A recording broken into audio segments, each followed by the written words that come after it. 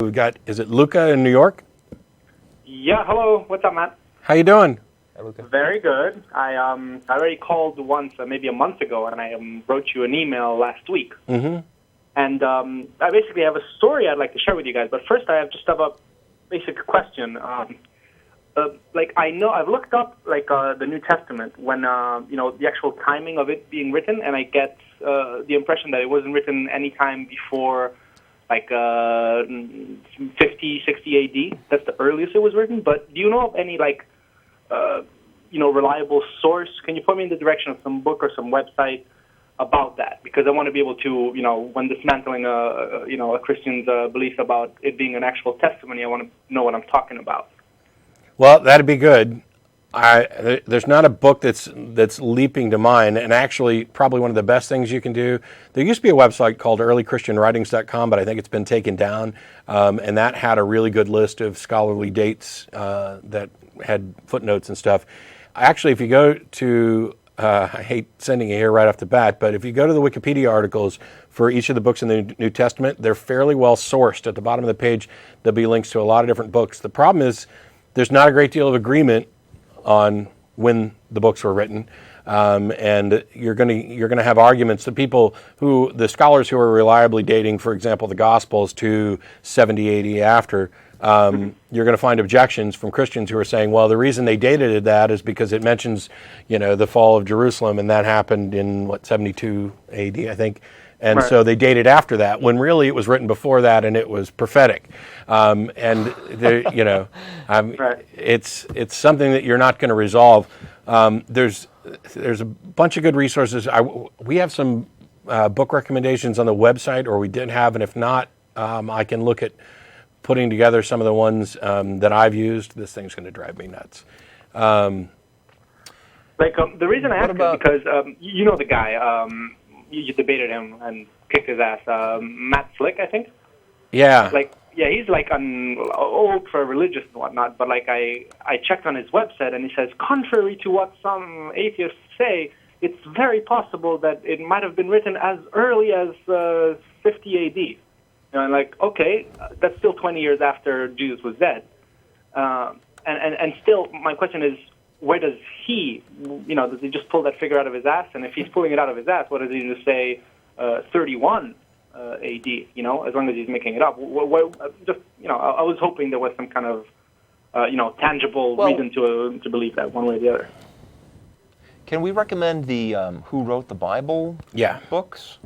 Want to mention those? Except that I don't have the info on it at the moment. One thing though that I'll recommend, and we can do some of this in email. For some reason, this thing's showing up as battery power, so it keeps dimming, even though it's plugged in. Right. So I don't know what's going on. One of the things that I'll recommend is that you avoid it entirely, because it doesn't matter. It doesn't matter if it was written by actual disciples the day after it happened. It's still not sufficient to claim that the events took place. It's still not sufficient justification that any miracle actually occurred. And one of the best examples, or one of my favorite examples, is that there are people that you can go talk to right now you can talk to the actual person who claims to have been abducted by aliens. Now, this is obviously a firsthand testimony in this case, and yet, despite the fact that you have firsthand testimony that you can investigate, and their stories are remarkably similar and share a lot of details, people generally don't believe them. So, given that we have no idea who the authors of the Gospels were, we have no good indication of exactly when they were written. Most scholars don't hold that they were written by eyewitnesses. They don't read as if they were written by eyewitnesses. What reason does anybody have to have in order to claim that we should pay attention to what they say? And even if they were written by eyewitnesses right after the events, that's still not enough. It's no different from talking to alien abductees. Right. All right. Well, do you want me to share my story with you guys? Sure. Do you know about this group called Alpha? No. It's basically they sell themselves as let's explore philosophically the meaning of life. It's just a washed up biblical indoctrination kind of thing. But I did go to one of their meetings right next to my house, is where they happened to meet. and I was obviously the only atheist in the forum discussing stuff, and I basically I told, like, I was kind of counting on them not really knowing much about the Bible, like many Christians don't. And I basically went on to tell them, oh, there's so many horrible things in the Quran. They talk about, stabbing pregnant women in the stomach, and they talk about raping, all the stuff that is actually in the Old Testament. Yeah. And, and they were all, like, really shocked. And they said, oh, my God, see, this is exactly why, it's better to be a Christian than a Muslim. And they went on forever about that. And then, the instant I told them, actually, this is from Exodus, this is from, all that. And it was the most amazing 180-degree turn. Oh, no, this is, that's the Old Testament. That doesn't count. And actually, I mentioned, oh, yeah, this is actually from the first half of the Quran, though. It's not from the second half. Most because